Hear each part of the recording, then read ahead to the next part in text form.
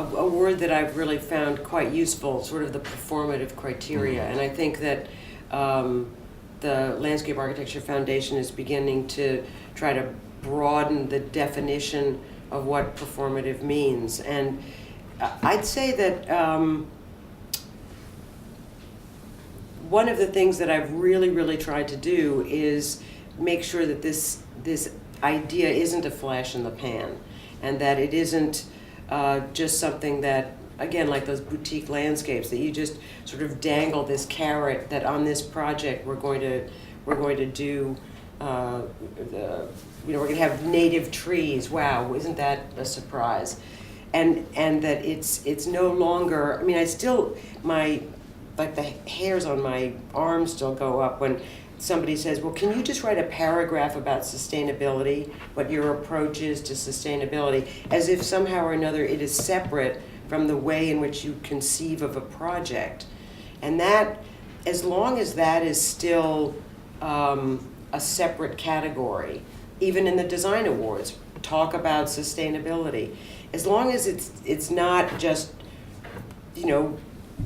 part of your outfit, so to speak, then it's still not integrated into the way people think. So I don't think we're there yet. I don't think that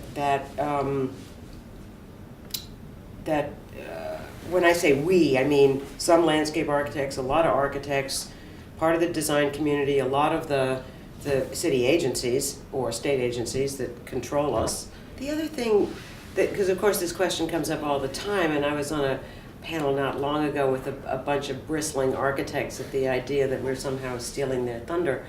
And so obviously we're always bristling about something. So this time, and this, I don't know whether this is going to completely hold water as an idea, but somehow I feel that the way I have been educated to think about landscape architecture, and some of that self-education, some of it's not, is how do people experience what they're walking through. And I guess I remember what resonated with me ages and ages ago, partly because I was a dancer, was the idea of choreographing, and Lawrence Halperin's wife, and the idea of choreographing space. And I've often thought about that, and it's kind of stayed with me.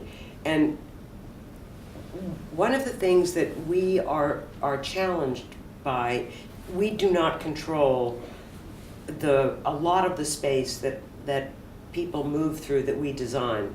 We don't control the sky, we don't control the distant view, we don't control the weather, we don't control light, and in a lot of cases we don't, the sound of the highway going by, a lot we don't control in the four walls that an architect can make. And so that somehow I believe that we are trained to consider the broader set of experiences that someone might have when moving through space and really moving. I mean, okay, you read about an architect who did a museum and there's a certain experience of going up the stairs and blah, blah, blah, but we go for miles, or you're creating a very clear set of experiences when moving through a landscape, and then it opens out here, and I don't know, I think that's a difference, and I have not yet been able to articulate it well, but it's something I'm believing, and it's something that I believe why it is we can lead large urban design projects, because of this humanity. Well, I'm just going to say it in a slightly different way. I think that what we do as landscape, the distinguishing quality of a building versus a landscape is that no matter how big the building is, there's a finiteness about it. And because of that, a kind of self-contained quality. And for the building to be good, it has to have a self-contained aesthetic. Both of those things that I just described are the opposite of what landscape architecture is. Right. It's not that our works don't have a self-contained quality, but they come out of a completely different set of variables. And our landscape is always about the borrowed adjacent part of the project that you don't control, and that's fluid and dynamic and different every time, and you have to react to that every time. It's like every design problem that you and I have ever done in our lives have required a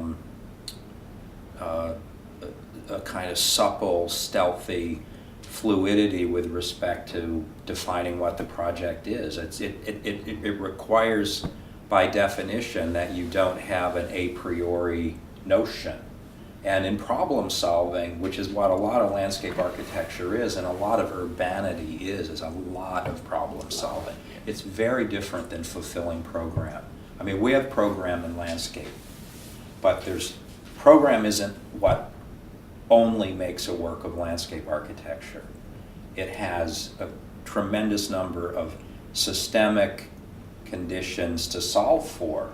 It's very different than making a building. Buildings and landscape are beautiful together, but in terms of taking what you know as an architect and what you know as a landscape architect and trying to extrapolate it into the scale of the city and the challenges of the city. And look, architects are as different as you and I and all the other landscape. Some architects can do that beautifully. I'm not saying none can. I'm just saying the central idea of architecture is not one that you can expand the scale of and solve the problems of the city at. And I think most of my friends who are architects wouldn't disagree with that at all.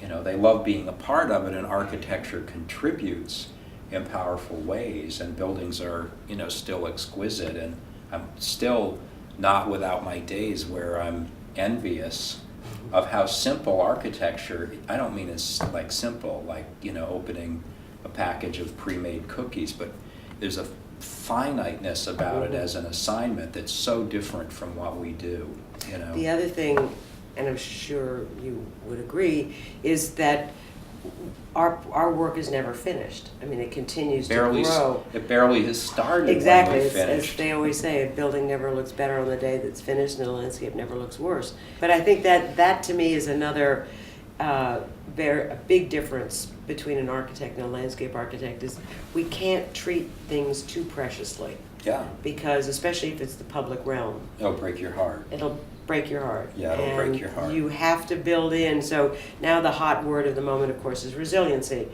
But in fact, every landscape has to be resilient to, you know, the mow, blow, and go maintenance people, to flooding, to whatever it is, drought, abuse. Energy consumption.